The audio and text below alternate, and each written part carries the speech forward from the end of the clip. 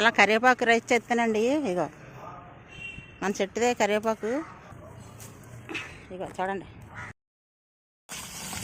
ఇంకో శుభ్రం కడిగేస్తున్నాను. దాంట్లో తీసుకొని మిక్సీ గిన్నెలు వేసుకున్నాం.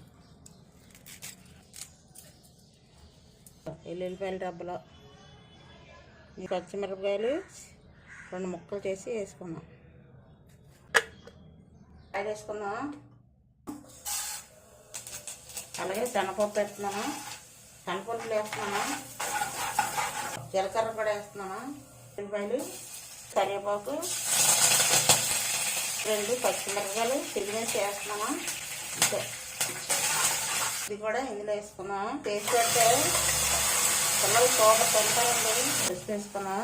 సాల్ట్ వేసుకున్నాం. ఇది వేగిపోయిందండి. ఇదిగో చూడండి, దగ్గరికి వేగిపోయింది ముద్దలాగా.